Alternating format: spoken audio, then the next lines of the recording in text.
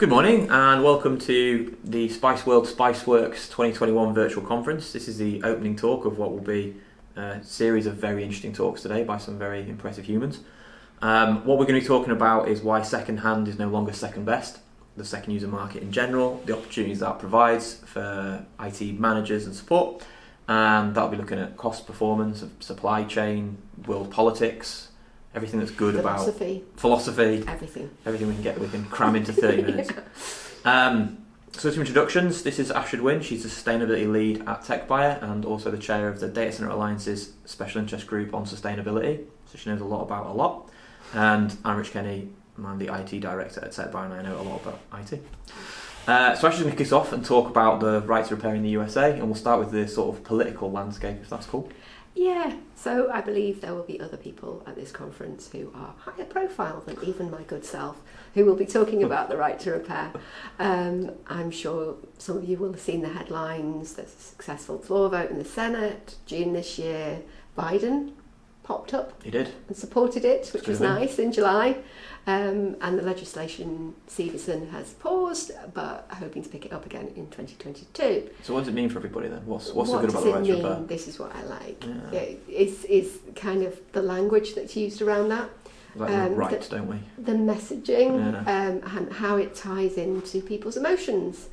So the people behind the right to repair began with agriculture. Yep. For good reason. Yep. Because it's something that ties to the American psyche, ties to independence, self-reliance, the land, all the good stuff. All the good stuff. I don't think it's an accident that it's called the right to repair, because that ties to another part of the American psyche. Yeah. You know, Bill of Rights. Yeah. Right to free speech, all that sort of stuff, right? Yeah.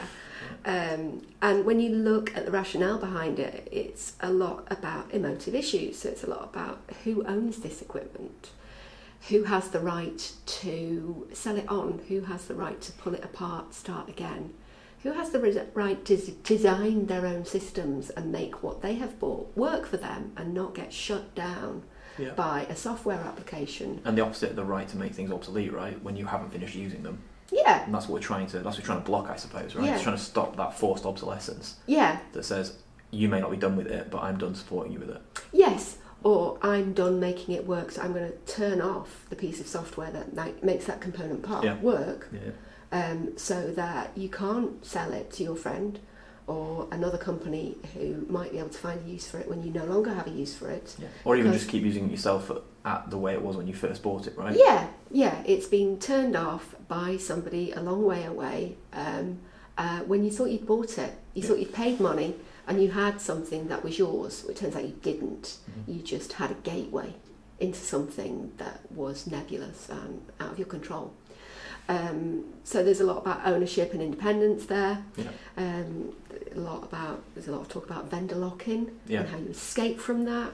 And then there's also the environmental message. Yeah, and that's kind of one of the key crucial ones now, right? Is looking at the environmental cost of this disposable society. Yeah, and that's something that's picked up, across the pond in the UK and the EU. The legislation that's happening there, that's much more closely allied, I guess, to environmental considerations. And preventing waste unnecessarily. Yeah, so there's a lot of conversation in the UK at the moment about the rising tide of e-waste, which globally is about 53 million tonnes a year. The fastest growing waste stream in the world, probably. It is, and predicted to be 120 million tonnes by 2030. It's a lot of stuff that's useful being thrown away unnecessarily, right? Yeah, not just being thrown away, but poisoning the land, poisoning the water table, stuff that we won't get back. Yeah.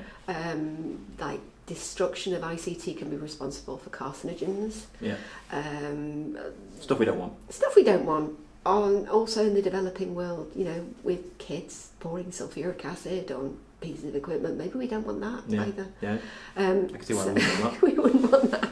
So it's a lot about electronic waste, and it also ties into developing more circular attitudes. So the EU, their right to repair came out after their circular economy action plan, which was all about how we can make materials last longer in a society that's using about 2.5 times roughly per annum what the earth is able to replenish or recover from. And that's where you have early in the year, like Earth Overshoot Day, don't you? Where you've used your entire allotment for the goods for this year. Yeah, and you shouldn't be using any more. May. Yeah, well, 2.5 times past that, right? Yeah. On an annual basis. So that's a problem. Yeah, that is a problem. And that's something that the legislators are looking at, and they're also tying it to energy.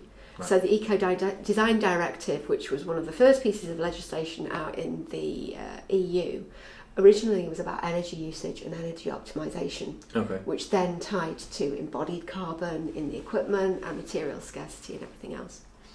So by the time we get to summer of this year, which is when the UK finally gets around to introducing right to repair rules, we're talking again about emotive issues, we're talking about domestic goods, because that's what people can get their heads around, we're talking about collection of electronic waste and how to encourage that, and then the press starts talking about what the benefits are. So this is job creation, economic value. So there's significant big ideas. Social value in second-hand equipment, not just in avoiding damage to the environment and the associated social knock-on effects, but the positive actual economic macro effects, I suppose. Yeah, so a second-hand iPhone is worth about 50% of its new equivalent on the secondary market. If you recycled that iPhone, it's a fraction, it would be 0.23% of the economic value. So there's that economic value retention, and there's job creation. So we're talking 45,000 jobs in the next 15 years. Supporting repair and refurbishment as a result of right to repair. So that's a serious economic impact then. Yeah. So those are the societal benefits, and then the benefits to customers. We've kind of talked about that in the emotive issues. But basically you're giving people back freedom to design whole systems, to decide what they want to do, first and foremost. What, like our guys are always saying, what do you want this system to do for you? Let's start from there, and then let's build out from rather there. than we've got this system, what can it do? It's what do you need? We've this got is the this appropriate choice. shiny new shaking thing that's got all these bells and whistles. Right, let's figure out how to use it later. Or let's start from need and then build appropriately. And as part of that, you get to pick and choose amongst suppliers. Because if you go to the secondary market, you just buy the components and you can put them together within reason, the way that you want. I mean, not within servers necessarily, but when you can pick, we'll have such and such manufacturer in this area of the business, and we'll have such and such manufacturer in another. And avoid that vendor lock-in, which limits your possibilities, I suppose. Like for the public sector, we see a lot of people in government in the UK buying servers from a particular manufacturer because they're best on networking. Because they've signed a contract. They haven't actually looked at what they need. Right? Yeah, that's right. So they can't actually make the best decisions on cost or performance. They have to make it based on some arbitrary measure around what's agreed. So it's about freedom to choose, freedom to design, getting better performance bang for your energy and materials buck, but also for how much money you laid out. If I can get this for like 10 quid and it gives me this performance, why would I pay 40 for it? Absolutely, that makes sense. So that seems really straightforward. That seems really obvious. So there's a cost, there's a performance piece. So what are the drivers behind why people do buy and why they don't buy then? So you did some research on this, didn't you? We did some research. We got a guy from a local university to do some surveys for us. He surveyed large customers who did buy secondary equipment, and then he went to other customers who were not buying secondary equipment, and he asked them why that was. And it was interesting because the people who bought from us, predictably, were doing it on cost and performance.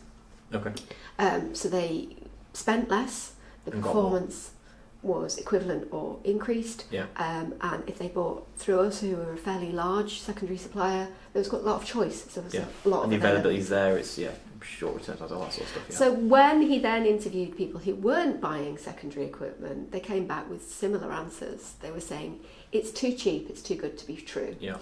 There's a performance risk. There's a perception of failure.